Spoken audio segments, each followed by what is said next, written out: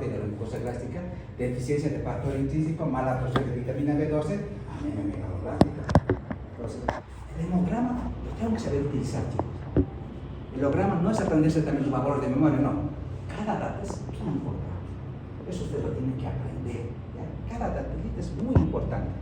Porque el hemograma lo voy a asociar con quién? Con sus índices hematimétricos. Es una anemia aguda, es una anemia crónica, macrocítica, microcítica, macrocítica. Lo tengo que estudiar. Y ese dato les va a llegar ahí.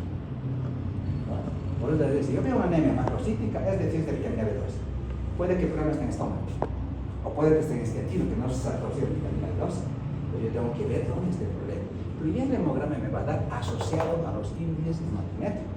Por ejemplo, el diferencial de glóbulos blancos, ¿me serviría ver los glóbulos blancos o no?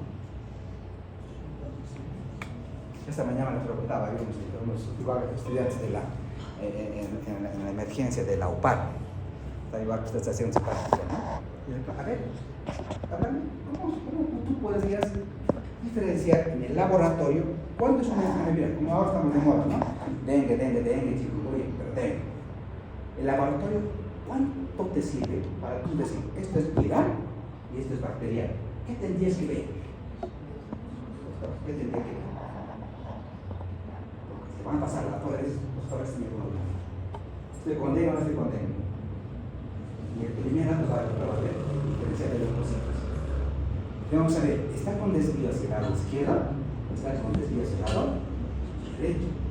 Si está hacia el lado izquierdo, va a tener leucocitosis, va a tener neotrofilia, va a tener linfopenia.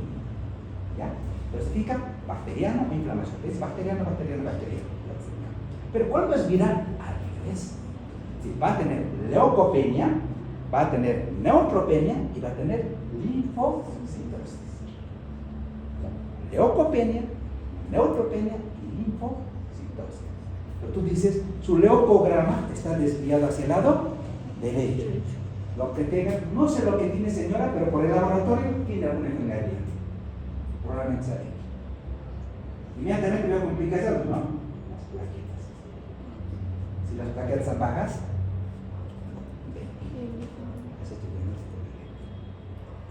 si no queda en mi diferencial eosinofilia, ¿qué pasa? Si veo eosinofilia mayor a 5%, 7%, ¿cuál es su diagnóstico laboratorio? Si veo eosinofilia, me voy a matar, vamos. Eosinofilia, el hemograma.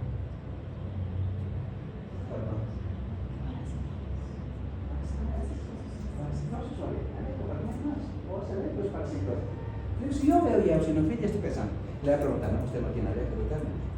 Si no es, tiene parasitas.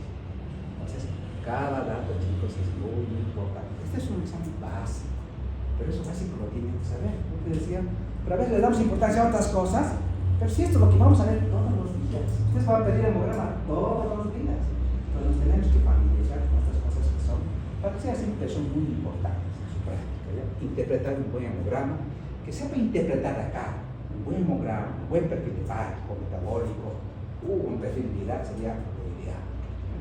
Pero en caso de nosotros vamos a ir viendo cada cosita, ¿no?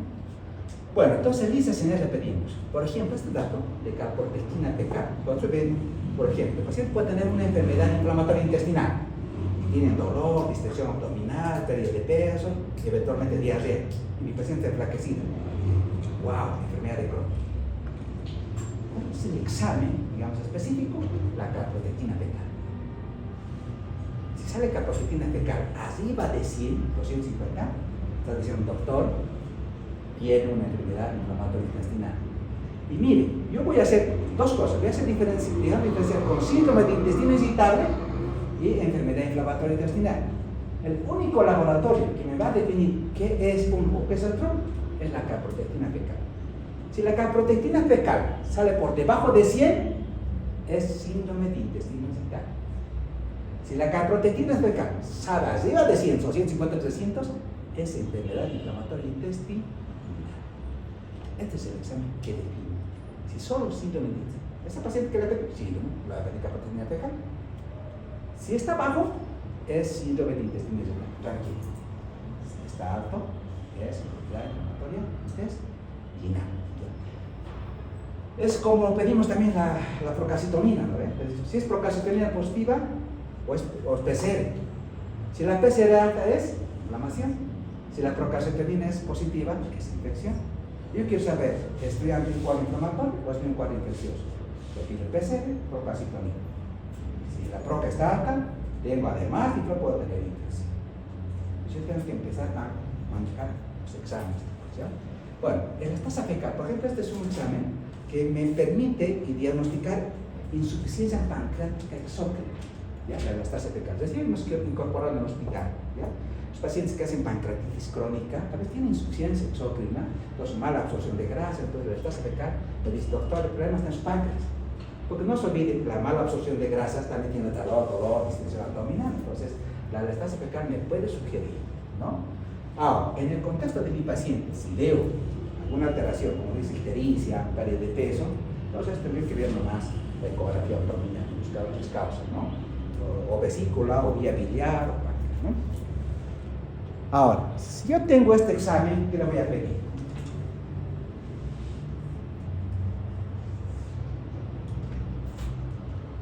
Sería importante pedir estos marcadores tumorales, ¿qué dicen? Sí. Si tu paciente tiene pérdida de peso, tiene anemia, tiene sangre oculta positiva, tengo que buscar cáncer. Pues, todos estos marcadores, ¿por qué se os coloco esto? Porque yo necesito que sepan esto. Por ejemplo, la doctora pide marcadores tumorales y resulta que el CA, el antígeno carcinoma embrionario, sale alto, 10, 20, 30, 40, 50, el problema está en colon. Tiene un cáncer colorectal. Entonces, ¿cómo que te origen? ¿Dónde está el primario? Claro, esto se puede elevar cuando es primario el problema, está en colon, o digamos como en el hígado, pues secundario o metástasis, ¿no? Pero realmente te indica dónde está el problema. Pues a partir tú le puedes decir, vale, vamos a hacer colonoscopia porque el problema está en colon. Pues estos marcadores yo los debo saber como médico, sí. No necesito ser especialista para saber esto. Yo tengo que saber para qué sirve esto. Es como el cáncer de próstata. Poner un PSA. Si el PSA está alto, el problema es de próstata, chicos, al urólogo, listo, ya he hecho diagnóstico, ya después el urólogo lo tratará, cirugía, lo calificará, ese ya no es el problema de ustedes. Pero ustedes tienen que llegar por lo menos al diagnóstico aproximado. Si le he hecho un PSA, su PSA está alto, pero el PSA tiene dolor, ya, el problema es de próstata, ¿no? O el problema, por ejemplo, si me da un CA de 19.9 o un CA de 125 alto, el problema está en ovario, tiene un cáncer de ovario o un útero. El problema está acá, entonces me dicen, no, esto no es para mí, esto es para el gineco. Entonces, estos marcadores de la... Por ejemplo, este que es muy bueno, la beta-2 microglobulina. Si veo adenopatías inguinales, en ecografías cervicales, el problema tiene linfoma. ¿Y cómo voy a saber si tiene linfoma? Le voy a pedir beta-2 microglobulina. Si me sale alto, doctor, pues o tiene linfoma o tiene linfoma. En este caso tiene linfoma. Entonces, estos son marcadores no los tengo que conocer. Sí. Así como todos los exámenes, tengo que ir apropiando poco a poco. Les coloco muchas de estas cosas porque creo que ustedes las deben saber, ¿ya? Porque me parece que prefiero que memoricen esto a que memoricen mucha teoría. No me interesa, ¿ya? Esto quiero que sepan, estas cosas. Bueno, esto de la dispepsia está relacionado mucho con gastroparesia obstructiva. La gastroparesia es cuando el paciente tiene problemas de vaciamiento gástrico, ¿ya? Sí, puede ser obstructivo o no obstructivo, porque los pacientes con diabetes, Parkinson, tienen problemas de vaciamiento. Cuando no es obstructivo, ya principalmente la diabetes, ¿ya? Tiene una gastroparesia diabética. Pero ojo, el paciente puede tener algo peor, pero un cáncer. Claro, y aquí hay un síntoma, vamos a ver qué síntoma es más importante. Pero no se olviden, por ejemplo, miren este estómago, ¿cómo está este estómago? El paciente, en este caso, va a haber una distensión abdominal objetiva. Ustedes van a poder ver, van a poder palpar esto. Doctor, pero aquí mira, está mate. No es timpánico, es mate. Es líquido, es líquido. Tiene una distensión objetiva. O sea, el paciente está así, doctor, estoy con distensión abdominal. Y dice, doctora, colóquele sonda, ¿no? Porque primero sonda porque lo va a descomprimir, ¿no? Colóquele sonda nasogástrica. Sí, doctor, el débito es de buen débito de contenido alimenticio. Y no se han preguntado por qué es de contenido alimenticio. Porque debe ser líquido, ¿no? Debe ser ya algo de orden químico. Pero dicen, no, doctor, es esto de alimentos, de contenido alimenticio. ¿Qué estará pasando con ese estómago? ¿Qué está pasando? La gastroparesia es un estómago muy dilatado, muy disfuncional, ¿no? Disfuncional. Porque lo funcional es lo que hace. ¿Qué es lo que normalmente hace el estómago? Secreta ácido clorhídrico. Primero almacena, porque funciona el almacenamiento. 2, hace digestión motora y química. Y 3, hace vaciamiento. Va a evacuar. Los otros órganos, ¿no? Pero miren, si yo tengo una obstrucción acá, ¿cómo estará la actividad? La digestión química va a estar normal, porque eso da por jugo gástrico, ¿no? ¿Cómo va a seguir produciendo jugo gástrico? No hay problema. ¿Dónde está el problema? En la trituración. ¿Quién tritura? La digestión motora, la actividad muscular. Pero este estómago, ¿cómo estará contrayendo?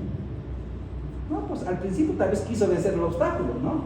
Pero tantas veces ha contraído que está flácido. No se contrae, ha perdido la motilidad. Por lo tanto, está alterada su digestión motor. Entonces, por eso tienen ustedes alimentos digeridos. Porque lo correcto es que tengamos alimento digerido, y ese alimento digerido se llama quimo. ¿No ven? Sale una sopa de esto, ¿no? Se ve químico. Normalmente después de la cuestión química y mecánica va a salir químico. Pero en este caso, no, chicos. En este caso, no. Si mi paciente tiene gastroparesia, ¿qué me podría ayudar a mí a pensar que pueda tener gastroparesia? Además de los síntomas.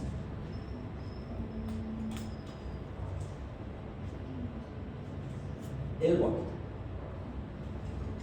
Si mi paciente, además de tener, tiene vómito, ya no tiene, ya está, ¿no? Está así, como ya lo devuelvo. Ya lo devuelvo. Ya, el problema es otro. Ha hecho una gastroparesia obstructiva, tiene todo. Pero siento todos estos síntomas casi se superponen con gastroparesia. En la gastroparesia también hay plenitud corporal, también hay llenura precoz, pero lo que lo saca es el vómito es persistente. Toma los vómitos. Y vemos un abdomen bien distendido, no, está con una gastroparesia, está con síndrome pilórico, con todo. Y miren la placa. ¿Qué les parece esa radiografía?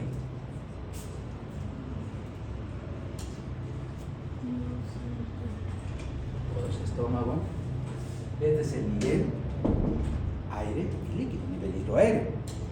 Esta otra plaquita es de uno de mis pacientes. Una viejita de 60 años, cuando llega a la consulta, ve plaquecilla, con anemia, le palpa el estómago, pero qué pues contenido, ¿no? Sólido. Se palpaba todo esto, ¿no? Todo esto. Miren, siempre vemos esto, ¿no? ¿Qué está mal acá? ¿Por qué llama la atención esa placa?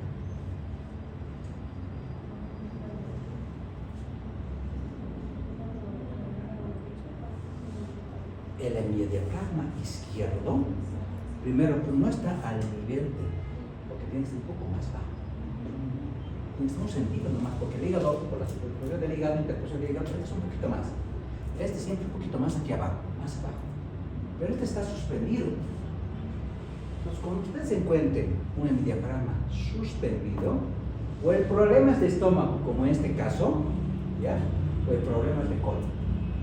Porque resulta que acá, tenemos por ejemplo acá, resulta que el problema es un cáncer en el colon ascendente o en sigmoides. Entonces, todas las asas posteriores a la obstrucción se han dilatado y se han acumulado. ¿Qué es lo que van a hacer? Van a hacer que este ángulo esplénico del colon se proyecte casi hacia arriba. Entonces, el imán se sube hacia arriba del hemidiafragma. Yo digo, no sé, doctor, qué es lo que tendrá, pero tiene algo abdominal. Listo. ¿Por qué? Porque este hemidiafragma no está donde debería estar. ¿Ya? Por ejemplo, ¿qué ven acá? Entonces, toda esta parte que vemos acá, miren, si ustedes ven normalmente, todo hasta aquí viene el hígado, todo esto es el hígado.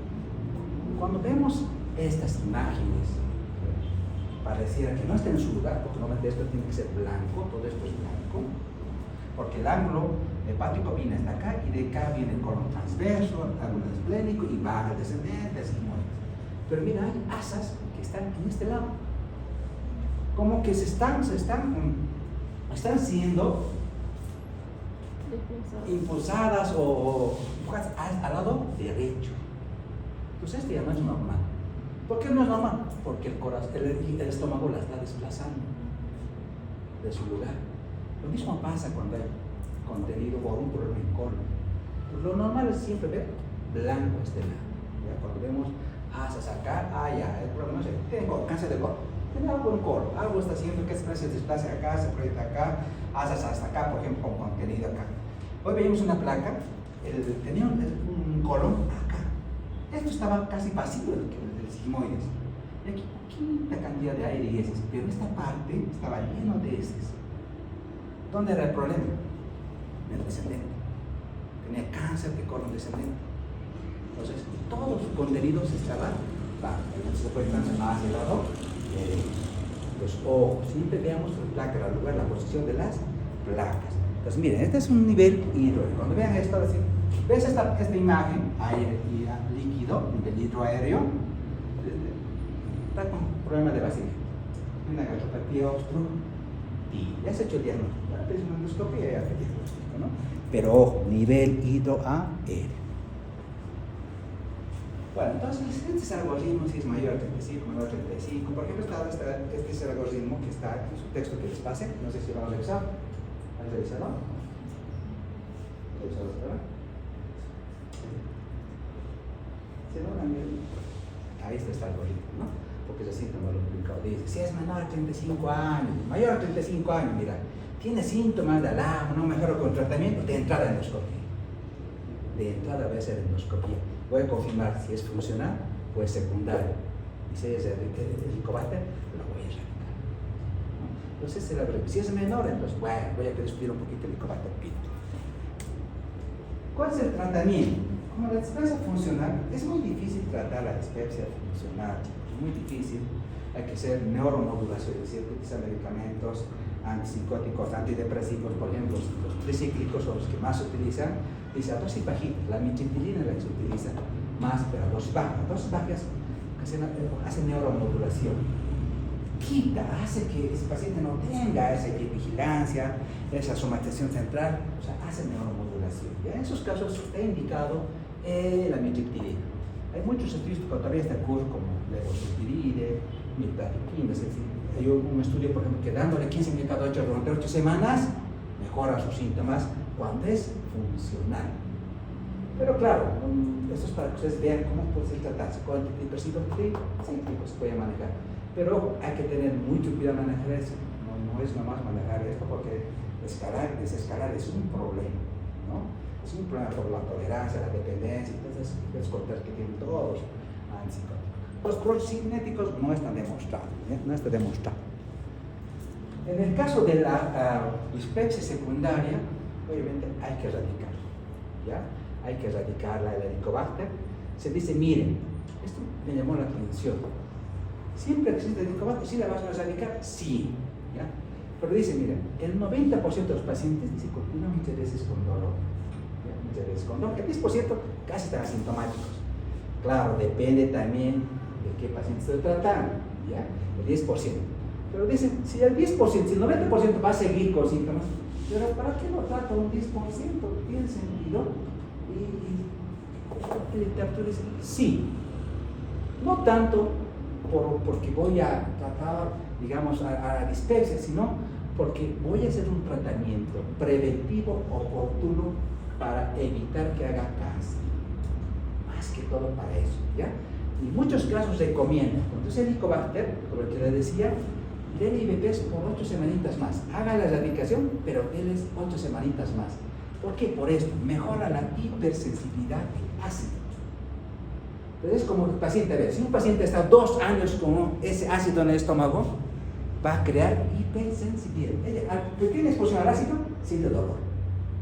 Siente dolor, cosa que nosotros no sentimos, pero ellos tienen hipersensibilidad. Es lógico porque durante muchos años está expuesto al ácido. Entonces, para quitar eso, recomiendo denle 8 semanitas más. ¿Ya? Y así tus pacientes van a quedar asintomáticos. Y esto, les repito, mejora. Y yo empecé a explicar esto y ahí mucho mejor que cuando no lo hacía, ¿no? Bueno, vamos a ver ahora esta parte de gastritis Tranquila, ya ahorita acabamos. Qué desespero. Vamos a ver algunas cositas prácticas. ¿Ya? ¿Qué es la gastritis? Entonces vamos a ver. Yo quiero ver qué es gastritis. No dicen gastritis, como dice todo, ¿no? El diagnóstico es anatomológico, histológico. Obviamente vamos a ver presencia de inflamación microscópica en la mucosa, pero este diagnóstico requiere siempre biopsias. ¿Ya? Entonces no utilicemos de manera, digamos, muy albedrío, ¿no? Así, gastritis, no, usted ya no tendría que utilizar gastritis. Pero ¿cuándo voy a utilizar gastritis? Cuando ya tenga histología. ¿Ya? Cuando ya tenga histología, no antes, ¿no?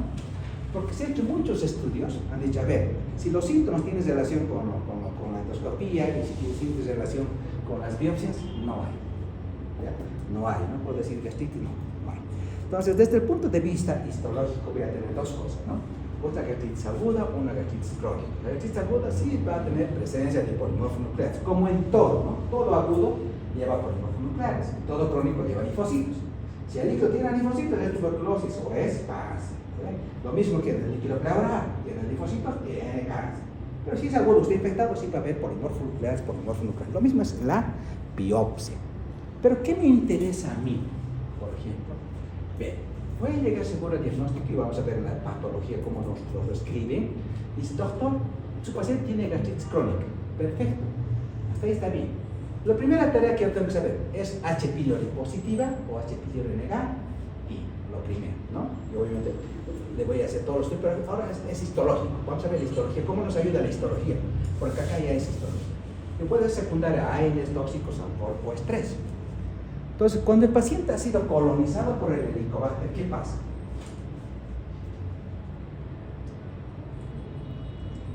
Esa imagen, por ejemplo, es una mucosa gástrica normal, hay la colonización por el helicobacter, empieza, no todos, vamos a ver, nosotros el 20% de los casos empieza con una gastritis crónica, pero activa. En este caso sería sintomática.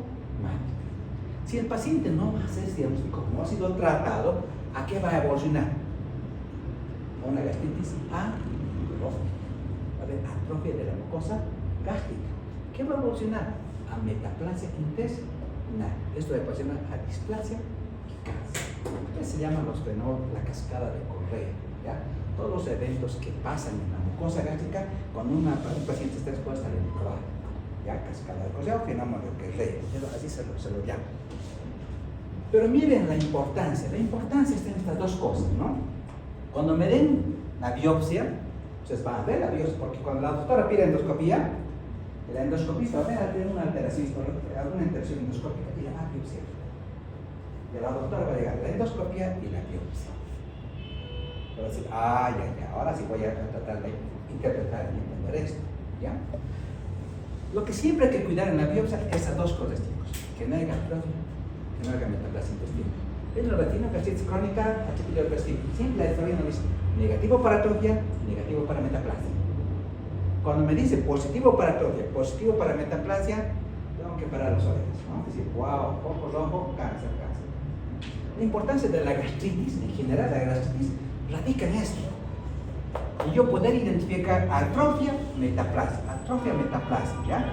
Porque estas dos alteraciones histológicas están asociadas a cáncer. ¿Ya? Miren la progresión, se han hecho muchos estudios. Aquellos pacientes que tienen gastritis crónica atrófica, con atrofia de la mucosa, dicen, del 0.1, miren, al año, ¿cuántos van a evolucionar cáncer? Los que tienen atrofia del 0.1 al 0.8% al año pueden evolucionar a cáncer. Pero si mi paciente tiene metaplasia, ya está en otra fase, puede evolucionar al año desde el 0.5 al 1.8 por 100. Entonces, cuidado, hay progresión a cáncer. Entonces acá es donde yo debo parar las orejas. ¿Ya? Esto es lo más importante. La gastritis, aquí está el problema. Acá yo debo saber dónde estoy parado. Miren, este es un informe de una biopsia. Así me olvidaba. Yo estoy con la endoscopia, esta es la biopsia que se ha llevado un paciente. ¿Qué les llama la atención? Su diagnóstico era dispepsia, sea microscópico y los diagnósticos, ¿no? Miren, cuando hay dispepsia, el problema simplemente es está en alto. El helicobacter siempre coloniza, ¿ya? Le gusta colonizar alto, ¿no? no tanto cuerpo y fondo, siempre están alto. Cuando hay alto, ya sabe, es el ecobaje. ¿Qué dice la histología? ¿Qué nos da la patología? Nos dice, doctora, su diagnóstico, doctor, es gastritis crónica. ¿Ya? Gastritis crónica. Ah, yo sé que sabía yo, pero es mi paciente sintomático. Ya es gastritis crónica desde el punto de vista histológico, ¿no? Es folicular. Esta alteración histológica de folicular, cuando ustedes vean alteración folicular, en el 100% está relacionado con el Helicobacter pylori. ¿Ya? Cuando les diga el folicular, es pylori, es pylori. Ahora, yo quiero saber cuán inflamado está, con actividad moderada. ¿Ya? Puede ser leve, moderada o severa, pero con actividad moderada. Helicobacter, ¿cuántas cruces? 3 sobre 3. Pero esta misma histología te está diciendo, doctora, negativo para atrofia, metaplasia y displasia. Y el informe concluye, dice, su estudio histológico negativo para marginidad. Entonces digo, ya, tengo que tratar sobre el gracias a Dios no tengo otras alteraciones histológicas, porque si te dice positivo para atrofia, que es primero asegurar, asegurar la erradicación, hacer controles endoscópicos y asegurar, ¿no?, que esto se revierta. Entonces, esa es la histología. Entonces, los endoscopistas están... A ver, yo quiero ir hasta qué punto, no se olviden que en la endoscopía todo había un avance sustancial, ¿no? Para que hay diferentes tipos de endoscopios, ahora con NBI, con cromoendoscopía, porque es otra especialidad la endoscopía, ¿no? La endoscopía. Entonces, miren, ellos tratan de ver, ya ven alteraciones en la mucosa, cuando dice, maneja estos índices de RAS, dice, ¿no? ¿Qué hace el RAS? El RAS significa presencia de mucosa con estas vénulas, ¿ya?, colectoras de distribución regular en forma estrellada. Cuando ven estos pliegues y estas vénulas en forma regular y estrellada, dicen, tengo una mucosa normal. Pero ellos quieren ver hasta qué punto endoscópicamente yo puedo llegar a atrofia o metaplasia. Y quieren ver, vamos a ver mucho, no vamos a profundizar porque no nos interesa, pero desde el punto de vista endoscópico van a llegar ellos hasta ver estas alteraciones, chicos, en la mucosa, ¿no? Doctor, ¿hay una alteración de la mucosa? Sí. Mire, ¿qué pasa cuando el paciente tiene una atrofia de la mucosa? Estos son los pliegues normales, ¿no? Miren los pliegues de la mucosa gástrica, bonito, el ojito, todo. Cuando el paciente, hemos dicho, tiene este aspecto de empedrado, en la endoscopía, ¿qué dice? Tiene un gastritis nodular. Aspecto de empedrado es por el Helicobacter. Pero el endoscopista lo va a biopsiar, tiene que biopsiar porque va a ver la causa. Y en el 100% esta alteración endoscópica se asocia al Helicobacter pylori, ya, 100%. Pero miren esta mucosa. ¿Qué llama la atención a esa mucosa? Hay pliegues, ¿no hay? Me dice, es una mucosa pálida, dice, aumenta, se ve hasta la vasculatura submucosa, ¿ya? Se ve la submucosa. Hay disminución o ausencia de pliegues. Entonces, endoscópicamente tiene una gastritis atrófica, desde el punto de vista endoscópico. Pero vamos a ver si hay correlación histológica. Cuando se utiliza equipos mucho más sofisticados, con NBI, con cromoendoscopía, se estudia mucho más, se lo estadifica, chicos. Miren, ellos pueden llegar a estadificar, decir, oye, esto es normal, tiene una atrofia de todo el estómago, pero parece que la atrofia, doctor, solamente está en el antro, predominantemente antral, y lo estadifican. Dicen S1 y C2. ¿Ya? Pero esta atrofia puede estar en todo el estómago, una pangastritis atrófica. ¿Ya? Todo lo dice C3. Cuando ellos ven estas alteraciones endoscópicas, ojo, existe, doctor, cuando es C2, C3, cuando hay alteración muy importante endoscópicamente, dice, existe correlación endoscópica e histológica. Entonces, desde el punto de vista endoscópico te pueden decir, hay atrofia, ¿ya? Hay atrofia. No solamente eso, ellos van a ir un poquito más allá desde el punto de vista endoscópico, a ver, quiero ver metaplasia. ¿Ya? Entonces, en la metaplasia, obviamente va a haber un cambio del epitelio gástrico por un epitelio de tipo intestino incompleto, asociado a un tipo colórico, ver esto. Pero endoscópicamente van a ir viendo también si hubiera alteraciones endoscópicas. ¿Qué ven ellos en la endoscopía cuando es metaplasia?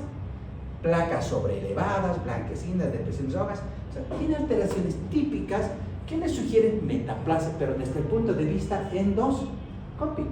Lo que ellos quieren ver, digamos, lo clasifican en A, B, C y D. O sea, vean la extensión, solamente curvatura menor.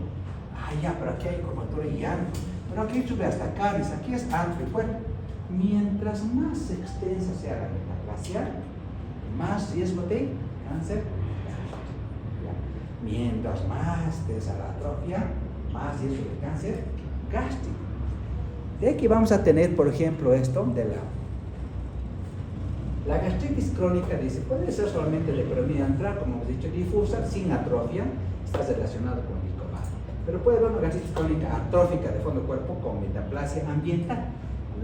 Desde el punto de vista histológico hay dos, es una metaplasia ambiental o una metaplasia autoinmunitaria. Cuando está ambiental, está relacionado con el licobacter. Eso nos va a decir la histología, ¿ya? Por metaplasia. O una metaplasia autoinmunitaria, esta sí no está relacionada con el licobacter pylori, ¿no? ¿Por qué? Porque la metaplasia autoinmunitaria está relacionada, por ejemplo, con cáncer gástrico en los Estados Unidos. Nosotros tenemos más metaplasia de tipo ambiental. Tenemos más esto, ¿no? Porque acá hay mucho licobacter. Ahora, si el paciente va a tener atrofia de la mucosa, ¿qué va a haber? ¿Qué síntomas? ¿Qué te refieres? Ahora, absorción de vitamina B12. ¿Y por qué no habrá absorción de vitamina B12? ¿Por qué no habrá absorción de vitamina B12, doctor? Que no hay pliegues que lo absorban. Vamos, doctor, usted sabe. No hay factor intrínseco. Excelente. Porque hay atrofia de la mucosa. En la mucosa están las glándulas gástricas. Las glándulas gástricas, ojo, que hay células. Las células principales producen ¿qué? O sea, las células parietales producen dos cosas. Produce ácido clorhídrico, factor intrínseco. Y si no tengo factor intrínseco, o no tengo ácido clorhídrico, no voy a absorber hierro. Si no tengo factor intrínseco, no voy a absorber vitamina B2. Entonces, el paciente que tiene atrofia puede tener o acloridria, va a tener esos dos problemas, ¿no? Bueno, vamos a ver ahora esto, ¿no? Entonces, como hemos dicho, el diagnóstico es histológico y se van a tomar esas 5 biopsias según dice, ¿no? Toma siempre. Porque quieren ver las biopsias para ver gastritis, atrofia. Entonces, como el diagnóstico es histológico, la biopsia va a venir de esta manera. Entonces, hay 3 cositas que ustedes tienen que saber. Primero, yo debo saber la actividad inflamatoria que tiene mi paciente. No, tu paciente tiene una gastritis aguda, ¿no? Una gastritis crónica, pero activa. Entonces, ¿cuál es el grado de inflamación? ¿Leve, moderado o severo? Por ejemplo, su paciente puede ser gastritis crónica H. pylori negativa.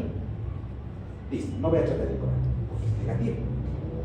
Pero ahora voy a ver, le voy a dar IBP, voy a depender, el IBP, la dosis y el tiempo, depende del grado de actividad inflamatoria.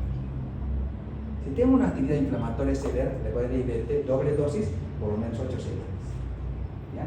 Pero si su actividad inflamatoria es leve, porque es H. pylori negativa, le voy a dar IBP, prometo una sola dosis, 8 semanas. La dosis varía, ¿no? Pero hay que buscar siempre la causa. Decía por qué. De todos mis pacientes que vienen a la consulta, la mayoría son de la tercera edad. Hay mucha gente mayor, ya abuelitas, señoras, mayor. Porque cuando es joven, el pilo. Pero cuando es mayor, le hacemos todos los exámenes, todos son negativos. No hay displasia, metaplasia. Solo te dice, doctor, tiene una gastritis crónica con actividad severa. Pero es negativo para H. pylori. ¿Dónde está el problema? ¿Dónde está el problema? Porque depende de eso lo que le voy a dar y la mejoría de mi paciente. ¿Por qué mi paciente de 60 años, 50, 60, 70 años tiene una gastritis ya crónica, pero muy severa? Por exceso de producción de gas. Hasta puede llevar hasta úlceras. O no es aire, porque los cosas de aire, porque con aire se lleva úlceras, pero en este caso no es úlceras, es inflamación. Los pacientes de la tercera edad, a mayor edad, más infección gástrica. Las mamás mayores, ¿qué pasa con la mamá con las abuelitas? La sobrecarga emocional está en ella, de la familia está en la mamá, está en la abuelita. ¿Dónde se caen ustedes? ¿Al papá o a la mamá? ¿Al abuelo o al abuelo? Porque los varones a veces vienen con eso, ¿no? Pero la mamá, la abuelita es siempre, doctor, Hacemos todo, ¿no? Descartamos todo y después hablo con la mamá, sí, doctor, ¿no? Que mi hijo que ha perdido, que no tiene trabajo, que la ha engañado, que no sé qué, y miren ese estrés que tiene. Y eso hace que se critique. Así. Pues, ¿qué debe hacer? Pues, ¿qué debe hacer? Protección gástrica. Listo, nada más. Bien. No hay nada más que tratar. He descartado cáncer, he descartado helicobacter, solamente es exceso de ácido, ¿no? Bueno, en la biopsia siempre dice esto, chicos, ¿no? La densidad de la bacteria, es decir, es H. pylori positivo o es H. pylori negativo, y la cantidad es importante. Las dos cosas, una, dos, tres cosas. Eso siempre va a venir de la mano, ¿verdad? Siempre va a venir esto, ¿no? De la mano. Y parte de la actividad, yo tengo que descartar como en el informe, si tiene atrofia, metaplasia, displasia, también hay alteraciones, otras alteraciones histológicas o nada. Entonces va a venir con el informe, va a venir justo con esto, ¿no? Y nos va a decir al final, no hay nada, es negativo para malignidad, solamente del IBT, ¿no? No hay nada que tratar, gracias a Dios no tiene cáncer, ¿no? Y tratan de ver, por ejemplo, desde cuando ven endoscopía o por histología, se hacen varias verificaciones, ¿ya? Para ver el riesgo del cáncer. Algunos, por ejemplo, utilizan la atrofia, algunos utilizan la metaplasia, ¿ya? Para estratificar el riesgo de cáncer gástrico. Por ejemplo, este sistema, ustedes van a escuchar sistema ORGA o el tema ORGIM. El ORGA utiliza atrofia, el ORGIM utiliza metaplasia para ver el riesgo de cáncer. Entonces, desde el punto de vista histológico, si te dicen histología, tiene atrofia moderada a severa, atrofia moderada a severa, o tiene ORGA 3 o ORGA 4, el riesgo de cáncer es alto. Si te dice, por ejemplo, tiene una gastritis crónica atrofia, pero es ORGA 1, desde el punto de vista histológico o endoscópico, ¿no? Histológico. Dice, no, es una gastritis, ojo, puede ser no atrófica, es 1, 2, puede tener una atrofia leve, eso riesgo es moderado, pero cuando tiene 3 o 4, el riesgo de cáncer es altísimo, altísimo. Bueno, este es, por ejemplo, decía de la endoscopía, ¿no? Nuestro paciente tiene esofagitis, mira, este mismo paciente con dispepsia tiene esofagitis grado A, gastritis vertical de fondo de cuerpo y gastritis besugosa de ano. Así es el diagnóstico endoscópico de este paciente, ¿no? Esofagitis, gastritis vertical, como que sí hay un proceso inflamatorio acá, a punto de sangrar en fondo y cuerpo, pero en alto de gastritis besugosa de ano. Y a la biopsia es lo que ya nosotros vimos, ¿no? ¿Qué dice la biopsia? Lo mismo, ¿no? Es gastritis folicular, helicobacter pylori. Va de la mano, siempre la endoscopia va a llegar con la biopsia. ¿Y qué vamos a hacer en el caso de gastritis crónica? Lo primero, solo utilizar este término cuando tenga una histología. Ahora, ya que tengo la histología, me dice gastritis crónica, ya puedo colocar en el diagnóstico, en mi historia clínica, gastritis crónica. Es decir, porque ya tengo histología. Antes de la histología solo era dispepsia. Antes de solo era dispepsia. Ahora con endoscopia, ahora ya tengo gastritis crónica. ¿Ya?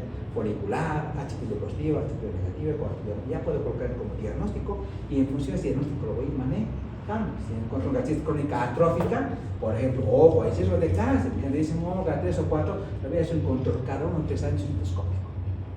Hay que hacer vigilancia endoscópica, ¿no? Y si hay que el helicobacter, siempre hay que tratarla y erradicarla, hay que erradicarla. Bueno, vamos a ver esta otra complicación. Esta es la úlcera. ¿Hoy están cansados? ¿Cómo están? ¿Está bien, no? Ya acabaremos aquí con es cortita porque está relacionado justo con todo lo que hemos dicho. ¿Qué es úlcera? La úlcera es péptica, puede ser no péptica o no péptica. La úlcera péptica está relacionada con la pepsina, ¿no? El ácido de la pepsina. El ácido siempre va a potenciar la pepsina, lo va a activar y puede dañar, ¿no? Entonces, esta enfermedad de helicobacter hace que tengamos exceso de producción de ácido. Entonces, ese exceso de producción de ácido va a llevar que nuestro paciente tenga úlcera. Y la complicación es la hemorragia, ¿no? Pero ¿cuánto es úlcera? Como he dicho, hoy acá hay un desequilibrio, hay una alteración del equilibrio que normalmente existe en el estómago, ¿no? Entre los factores protectores y los profesores. Entonces, vamos a ver, se rompe el equilibrio y eso ocasiona o erosiones cuando la profundidad de la lesión es de 2 a 5 milímetros o puede ocasionar úlceras cuando la pérdida es mayor a 5 milímetros. Pero la profundidad puede comprometer, miren, mucosa, muscular, mucosa, puede hasta comprometer la serosa. Y si compromete la serosa, ¿qué va a pasar? Perforación. Se perfora. Es la principal causa de abdomen agudo quirúrgico en los jóvenes. Ya viene un paciente joven que no dice, porque muchas veces las úlceras son asintomáticas. El paciente debuta con hemorragia o debuta con perforación. Se perforó. Doctor, ha hecho perforación, hay aire debajo del diafragma. ¿Cuál era la causa? Úlcera péptica pélvica. Pues se comprometió toda la pared, ¿ya? Perforación de víscera. La principal causa de abdomen agudo después de la apendicitis es la úlcera perforada. Pero siempre hay que ver por qué se perfora, porque la profundidad hace que se perfore. Y miren, esto ya nosotros hemos dicho, ¿no? Que ¿cuáles son los factores protectores? ¿Cuáles son los factores defensivos en la mucosa gástrica? El factor defensivo sí es el moco, el bicarbonato, el flujo sanguíneo, ¿no? Las prostaglandinas. ¿Qué hacen las prostaglandinas? Ocasionan vasodilatación. Sí. Y al haber vasodilatación, a mayor flujo sanguíneo. Al haber mayor flujo sanguíneo, mayor producción de moco y bicarbonato. Entonces, todo es enseguida, ¿no? Todo eso. Por ejemplo, ¿qué hacen los aires? Inhiben la producción de prostaglandinas. Por tanto, menor flujo sanguíneo, hipoxia y más flujo. Entonces, estos simples son. Los factores defensivos siempre están presentes, pero los agresivos pueden ser exógenos. Entonces, ¿cuáles son los exógenos? El helicobacter, el AINE, el alcohol. Y lo endógeno es la ciprofloxacina y a veces la bilis, más la tripsina, ¿no? Entonces, hay un desequilibrio, ¿ya? Dentro de la fisiopatología es complejo multifactorial, pero hay desequilibrio entre factores agresivos y factores protectores, ¿ya? Mucho depende de los factores agresivos. ¿Qué me interesa de la úlcera? Ya necesito saber de la úlcera. Dos cosas, que las úlceras pueden estar ubicadas, ojo, o en duodeno o en estómago. Puede ser una úlcera duodenal, una úlcera gástrica. Las personas mayores, cuando la úlcera generalmente es una úlcera gástrica, tiende a ser maligna. Siempre se quiere biopsia. En cambio, con las personas jóvenes, la úlcera generalmente es duodenal, es benigna. Muchas veces no se quiere biopsia, ¿ya? Por ejemplo, si un paciente joven llega con hemorragia digestiva al hospital y es por una úlcera duodenal, en ese momento no voy a poder biopsiar. No sé si es helicobacter positivo, porque la sangre me va a dar falsos negativos o falsos positivos. No me sirve la biopsia. No lo voy a poder biopsiar. Pero ¿le voy a dar tratamiento erradicador o no? Sí. Sí. Porque la principal causa de úlcera es por helicobacter pylori. Del hospital le vamos a tratar la hemorragia, le vamos a controlar la hemorragia y se va con tratamiento erradicador. No, él se va a ir, porque su úlcera es duodenal y en el 95% es por helicobacter pylori, ya las úlceras en pacientes jóvenes. Entonces, las causas comunes, chicos, helicobacter, ¿no? En nuestro medio es helicobacter. Pocos tenemos de ahí. Ya de todas las hemorragias que llegan al hospital, todos los días o es úlcera o es varice, ¿no? Pero de inserción, descartando que sean las variciales de las hemorragias, la principal causa son las úlceras. Después vienen los cánceres, ya en nuestro medio es frecuente el cáncer de causa. Después de sí vienen los AINE, ¿no? Los medicamentos u otras enfermedades. Es helicobacter, cáncer y AINE. Varía un poquito en nuestro medio mucho. Después vienen otras causas menos comunes, el estrés, neoplasia, estados secretorios, infecciones, inflamaciones, son rarísimas, pero más frecuentes, úlcera, cáncer, AINE. Debo saber, ¿es una úlcera gástrica o úlcera duodenal? Hay otras úlceras, sí, puede estar úlcera de cabra, de esófago, de yugo, ¿ya? Lo más importante en una úlcera siempre ver, no es lo mismo, por ejemplo, que en una sola úlcera. Porque si hubiera varias úlceras, hay un tumor productor de gastrina, ¿no? El síndrome de Sjögren, mucha gastrina. La gastrina se estimula mucho, las parenteras se produce mucho ácido, mucha úlcera. Entonces, cuando hay muchas úlceras, ¿no será que tendría un síndrome de Sjögren, un gastrinoma? Entonces, que se produce mucha gastrina. Entonces, hay que ver también el número, las características. Si una úlcera es de forma irregular, hay que biopsiar, puede ser cáncer. La localización, si es gástrico duodenal, si es duodenal es benigno, si es gástrica es más maligno, ¿no? El tamaño, hay que ir todas caídas. Endoscópicamente las van a ir viendo, ¿ya? Ahora, ¿hay diferencia entre úlcera gástrica duodenal? Sí. Ya vamos a ir viendo algunas. Esta la vamos a ir desarrollando enseguida, ¿no? Vamos a ver qué es lo más importante para no ir leyendo. Por ejemplo, ¿qué me interesa? Esto. Yo debo saber esto. Por epidemiología, el 90-95% de las úlceras en duodeno son por helicobacter en pacientes jóvenes, helicobacter. Por eso es que en el hospital apenas sangra, hay una úlcera en endoscopía, tiene que irse con tratamiento erradicador. ¿Por qué? Porque todos los estudios epidemiológicos han indicado que esto está pasando. Entonces, mandar eso sería un crimen, ¿no? Porque si no le hago el tratamiento de la causa, le voy a controlar la hemorragia, pero no estoy solucionando su problema. Y su problema es el Helicobacter. Entonces tengo que mandarse con tratamiento radical. Pero miren cómo cambia, ¿no?, el porcentaje cuando es una úlcera gástrica. Ya va bajando. Del 60 al 80 sí, ya es menos, ya es menos. En estos casos sí hay más por aires, corticoides, o una sobrecarga ácida por edad. Pero en el caso de las úlceras tengo que saber también si es benigna o es maligna. Si es benigna, pues el H. pylori o el linfoma mal. El linfoma asociado a la mucosa, la mucosa es el linfoma mal.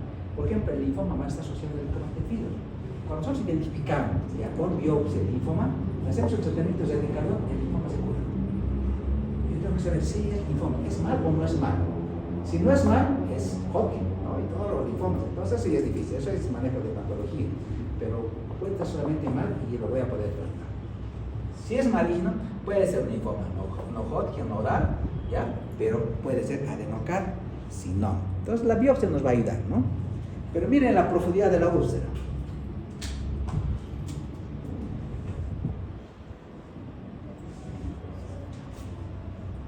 Desde una simple erosión, ya como poco a poco va perdiendo, va profundizándose hasta comprometer la serosa y perforarse, ¿no? Y perforarse. ¿Y por qué el Helicobacter siempre coloniza, por ejemplo, y por qué ocasiona úlceras? ¿Y qué pasa? El Helicobacter, en el caso de las úlceras duodenales, ¿qué pasa con la infección por Helicobacter? Normalmente, ¿quién controla, quién estimula la producción de ácido clorhídrico? La gastrina. ¿Y quién la inhibe? La somatostatina. Una la estimula, una la inhibe. Una la estimula, una la inhibe. La gastrina la estimula, la somatostatina la inhibe, ¿no?